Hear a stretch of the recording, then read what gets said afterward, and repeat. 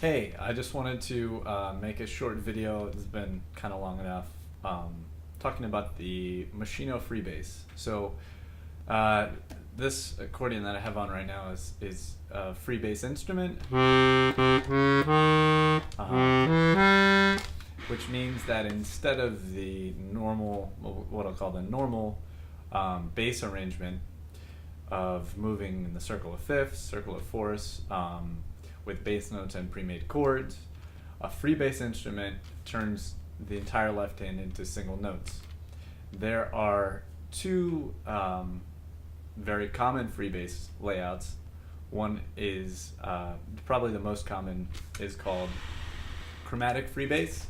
And on a Chromatic Freebase instrument, you start down, at least the C system one that I played before, your low notes are down here, your high notes are up here, and you play down at the bottom. There's a B system that's similar to that, and I believe it's reversed. And it's the same layout. It's like a mirror of a chromatic button accordion. This, however, is a third freebase system, which is called the Moschino System. And like I said, this instrument was lent to me by George Secor, who is really promoting the freebase he learned as a kid, I think, from Mr. Moschino. Anyway, I wanted to just make this video to kind of talk about it for a minute because I really like it a lot. I can't do a whole lot, and that's why I was waiting and waiting and waiting until I can actually do something. But it has to do with the path that I'm taking. First of all, I'm not spending a ton of time on it, but the path that I'm taking is to try to get an understanding of the layout of the instrument rather than just playing material, because what I want to do is play jazz on it, which means making chords and chord voicings. So here's a little bit of Stella by Starlight, and I don't know it super well, so I'm going to have to break the chords.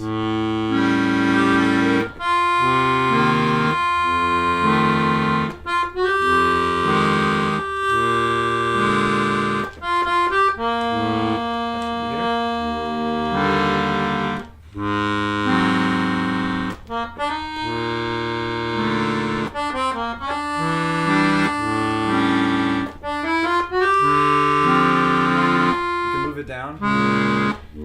Okay, so that's a little bit of the sound of it. I'll explain it.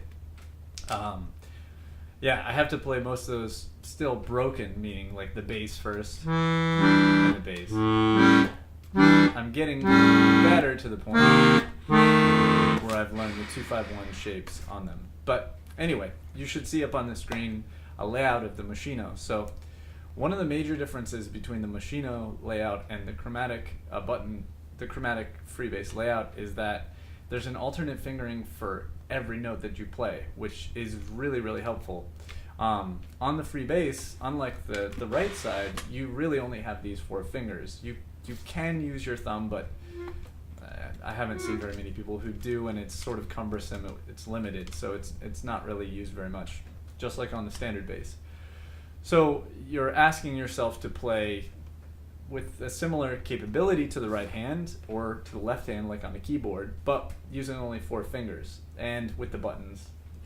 So the alternate fingering is really, really helpful. So first of all, you have 3 octaves, right? So you have C here, and your hand sits right in the middle, just like it does when you're playing standard bass, or at least, you know, you're not exactly in the middle on standard stradella, but so there's low. So right there, then grab 3 octaves of C's, which is cool. And then it's laid out as I go to my feet. It goes down in major thirds. I'll double it on the right hand so you can see it too. And of course it ascends in thirds. And this is different than the other chromatic system, which goes in minor thirds, not major thirds. So minor thirds, so it's 3 notes in a row, and then repeats. Whereas the Moschino is 4 notes in a row. Let's see, I haven't practiced the chromatic scale very much. That's 1, 2, 3, 4, and then 1, 2, 3, 4. Like that. So you have 4 in a row, and this and the alternate fingering I was talking about here is also, let's see, this is there, right? Oh yeah, you can see it go down. So it's below. Same note, same C sharp, which is very, very, very useful, I've found. It makes shapes that were, when I had borrowed a C System freebase, shapes that were a huge stretch and very, I know people play it really masterfully. It would have taken me, I think, a long time to make these same kind of chord voicings on, I believe that would have taken me quite a bit longer on the C System rebase. Who knows? I mean, it depends on my talent too. But from my personal experience, that things on this system are much easier to grab and get, given the layout. So you have from your chin to your foot, running up and down like that, you have major thirds. Then going in the diagonal, like in your column that you're used to if you play C, C major, C minor, C7, it's notes moving chromatically, which I demonstrated a minute ago. So C, C sharp, D, D sharp, and then you go to the next column, E, F, F sharp, G, etc. So you have chromatically up and down. If you're playing jazz, is really helpful, because in jazz a lot of the times, you know, you have to move things. Let's see.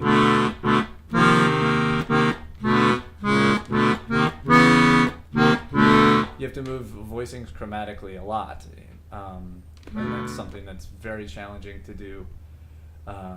And there's a lot of limitations about moving chord voicings chromatically in the left hand of the accordion, whereas this, it's much, much easier. And then the other distance is the fourth and fifth. So from C, where you're sort of on the accordion, the bass is, if you think about where, like if I'm on C, where the B would be, or at least where it feels like the B would be,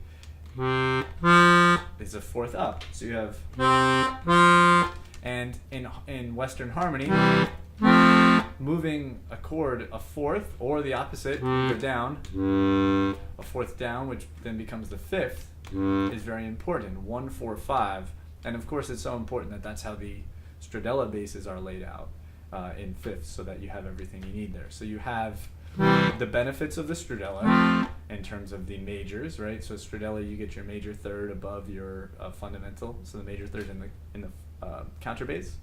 So that logic is preserved, although it goes up towards your chin. You have the fourth and fifth, which is very smart and useful, and you also have chromatic movement, which you don't have on the stradella. Okay, so some other things that are built in that are really cool to jazz players is, you know, just, I guess it's not really built in, it's just a shape that's very easy to play, which is these cool fourth voicings.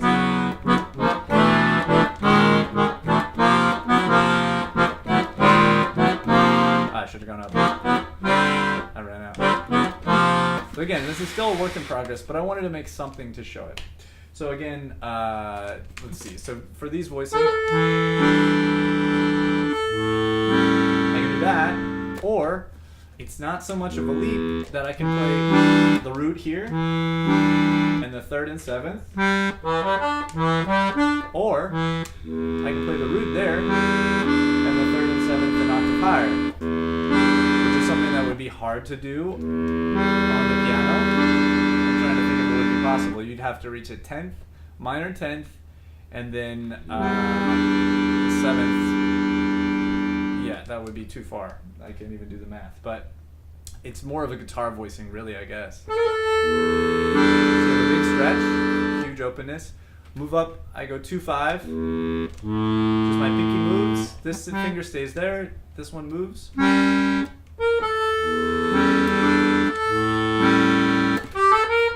can do the same thing. So I can do closed,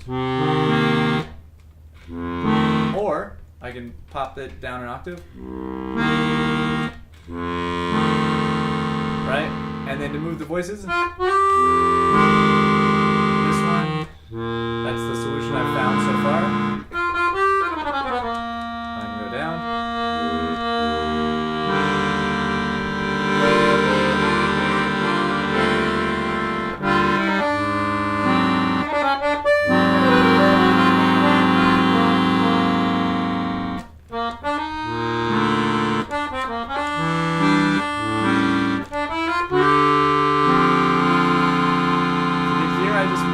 tone column, and then up.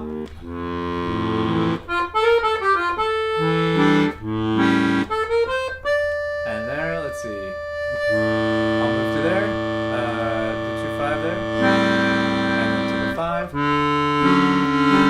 that. Anyway, like I said, still a work in progress, but it's really been a very satisfying journey with this instrument. Over the past year, I've taken journeys with a few different instruments. I spent a while with the chromatic button accordion, discovering that. Ultimately, I decided that my reflexes from years as a kid, learning the piano, my reflexes for melody and harmony are so ingrained into the piano that would be too long to reproduce those. That being said, the freebase taps into my reflexes as a pianist, which is not to say that it's only limited for pianists, but I think in this era of the accordion, there's a tremendous amount of people who are transplants or people who play both. And I know for certain, like, the harmonic vocabulary of jazz really requires chordal instruments to be able to be very flexible with the harmonies. And yeah, there are people who have solutions, harmonic solutions on the Stradella basses. There are certain solutions, but it's not as varied. So, like, for example, yeah, you can make many of the chord voicings in the left hand on a Stradella instrument, but they're almost always very, very closed and very, very dense. You have some limitations with a lot of the overtones. And this, of course, is just a perspective from playing jazz tunes, standards, and basically all kind of music. But it carries into lots of other stuff. I wonder what the environment would be in the U.S. if every piano player that picked up an accordion actually picked up a freebase instrument instead. So, anyways, that's just a brief little demo to expose you to both how the Moschino works and my thoughts on it.